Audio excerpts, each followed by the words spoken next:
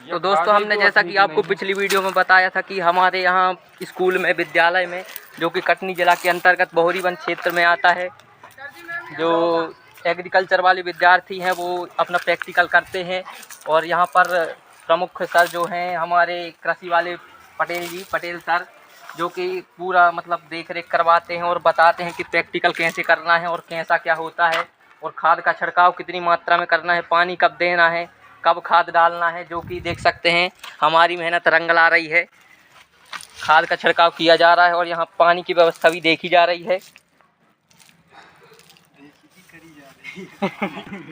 तो दोस्तों लगभग 15 बाई 30 फीट में यहाँ पर प्रैक्टिकल किया जा रहा है और पेड़ पौधों से संबंधित सब कुछ यहाँ पर लगाया गया है, जो कि पर्यावरण को बहुत बड़ा योगदान दिया जा रहा है हमारे विद्यालय में, जो कि हर साल पेड़ पौधे और फूल भी लगाए जाते हैं। आप देख सकते हैं यहाँ पर एग्रीकल्चर के विद्यार्थी से हम समझते हैं, जो कि जिसका नाम मनेंद्र है। हाँ बताओ मनेंद्र।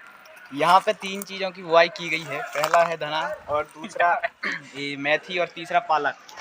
लगभग ये 15 फीट का एरिया है जिसमें से 3 चीज़ें बुआई की गई हैं। इसको लगभग 1 मंथ हो चुका है और काफ़ी वृद्धि हुई है इन पौधों में, जैसे कि आप लोग देख सकते हैं। कौन कौन सी खाद डाले हो? इसमें डीएपी डली है अभी, और ये दूसरा छिड़काव था डीएपी का, 2 बार डल चुकी है। डाई अमोनियम फास्फेट और नाइट्रोजन का विशेष प्रयोग किया गया है, जिससे कि पौधों का बहुत अच्छे मात्रा में उसका ग्रोथ हुआ है और पौधे भी अपनी मात्रा में उत्पादन की श्रेणी में अच्छा ग्रोथ करते हुए और बहुत अच्छा इसका सफलता समझ में आ रही। कृषि के क्षेत्र में बच्चों को सबसे फर्स्ट में तो भू परीक्षण करना अनिवार्य है और उसके साथ में फंगीसाइड से ही पौधों को बचाना अनिवार्य है, जिससे कि पौधे बच जाएं और अपने जीवन काल में अच्छा ग्रोथ करें और फल भी अच्छा प्राप्त हो सके।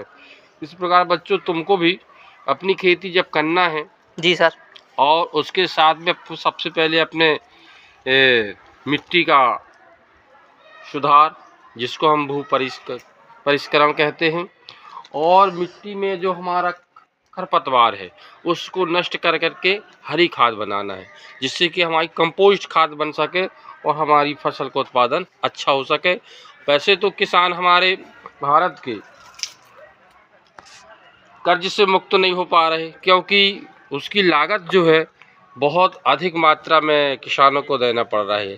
बीज भी उसको बहुत मात्रा में खरीदना पड़ रहा है, खाद भी खरीदना पड़ रहा है, खाद भी किसानों को समय से नहीं मिल पाती, उत्पादन में वृद्धि नहीं हो पाती। इससे किसान का विकास लागत की वजह से अच्छा नहीं है, किसान कर्ज में डूब रहा है। तो सर यहाँ पर कितने दिनों में कितने दिनों के अंतर में गैप में पानी देना चाहिए इन पौधों में? इन पौधों में के लिए तो जैसे गेहूं है, गेहूं के लिए तो अपन को फर्स्ट पानी 15 दिन में दे देना चाहिए और उसमें डाई अमोनियम फास्फेट के साथ फास्फोरस भी होना चाहिए। और इसी प्रकार से जैसे हमारी मेथी है, मेथी में तो हमको बहुत जल्दी 1-1 सप्ताह में पानी देना है, और धनिया में भी 1-1 सप्ताह में पानी देना है। और ये हमारी जो पालक होती है, जिसमें कि अच्छा विटामिन की मात्रा, पोषक तत्व पाए जाते हैं, इसके लिए भी हमें समय समय पर पानी देते रहना है। फंगीसाइड से बचाने के लिए हमें सर जैसा कि हमें देखने को मिल रहा है यहाँ पर मेथी में थोड़ा थोड़ा फंगस लगा हुआ है, जो कि पौधे पीले पड़ने लगे हैं, तो आप इस बारे में क्या कहेंगे? इस बारे में अपन ये कहेंगे कि ये पौधों की जड़ों में जो ग्रोथ होना चाहिए था, हाँ। वो ग्रोथ नहीं हो रहा। कारण इसमें फंगीसाइड लग चुका है। फंगीसाइड को नष्ट करने के लिए हमें कीटनाशक का उपयोग करना पड़ेगा, जिसको हम स्प्रे से भी कर सकते हैं और पानी के बहाव के साथ भी कर सकते हैं, जिससे हमारे पौधे में फंगीसाइड से बचाया जा सकता है और उत्पादन इसका अच्छा हो सकता है, जो कि हमारे स्वास्थ्य के लिए ये मेथी बहुत लाभदायक होती है और हमारे शरीर की हड्डियां और जोड़ों के दर्दों से काफ़ी राहत मिलती है।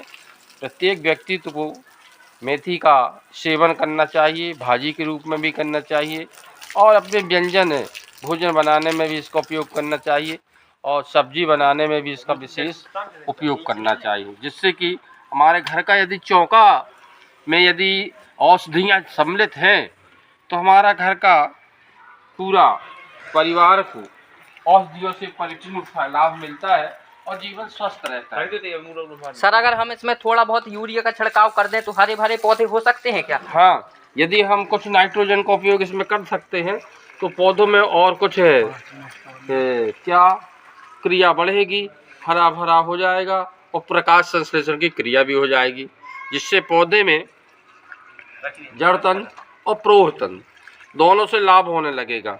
सूर्य के प्रकाश से हमारा क्या है, पौधों के लिए लाभ मिलेगा। अब वो कैसे? तो सर मैं देख रहा हूँ कि यहाँ पर बीच बीच में थोड़ी थोड़ी मूली भी लगा दिया गया है, जो कि बिर्री छिर्री दिख रही है हमको। ये कितने दिनों में हो जाती है सर मूली तैयार? मूली तो इसका उपचार है, बीज तो जल्दी जमाता है लेकिन खाने योग्य 1 माह में हो जाती है अच्छी। तो सर ये आपने हाथ में क्यों ले रखा है एक ठैया? हम हाथ में इसलिए कि बच्चों को प्रैक्टिकल के माध्यम से निनाई और गुड़ाई का काम करा रहे थे। हाँ। लेकिन बच्चों को पता न होने के कारण कि ये मूली का पौधा है कि राई का पौधा है। हाँ। तो बच्चे ने राई के पौधा समझ करके उसको उखाड़ दिया, लेकिन पहचान न होने के कारण ये क्या है, मूली का पौधा था। अज्ञानता के कारण। इसलिए निराई और गुड़ाई में दोनों चीज में पौधों को पहचान जरूरी है। नहीं तो क्या है कि जो अपन मेन फसल बोते हैं वही फसल को लोग फेंक देते हैं। हाँ, जैसे कि धान में चारा भी हो जाता है तो वो धान को उखाड़ देंगे चारा समझ करके। इसलिए प्रैक्टिकल होना अनिवार्य है कि कौन सा पौधा क्या है और किसको बचाना हो, किसको उखाड़ना है। तो सर हम कितने दिनों में ये पानी लगा रहे हैं दोबारा? हम ये दोबारा अपन पानी तो ये 8 दिन में लग रहा है, 1 सप्ताह में, और बीच बीच में भी और लगाते रहते हैं और लगाना चाहिए।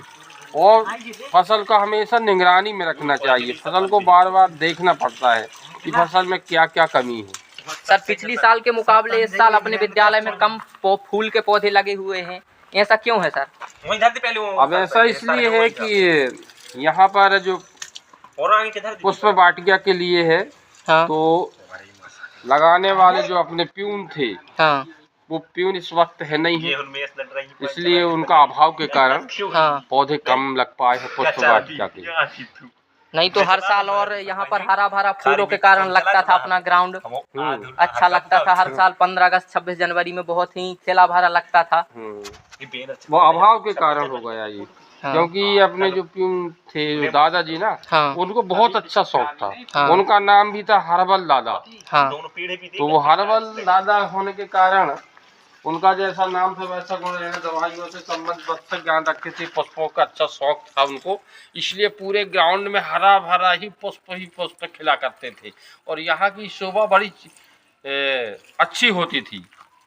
लोग यहाँ देखने आया करते थे कि कितना सुंदर फूल यहाँ खिले हुए हैं। सर कितने दिनों में ये धनिया पूरी लगातार मतलब बढ़ जाएगी और सब्जी और चटनी के लायक हो जाएगी? वो चटनी के लायक तो वैसे हो ही गई है और इसका हम छोटा करके खोड़ करके इसका उपयोग कर सकते हैं।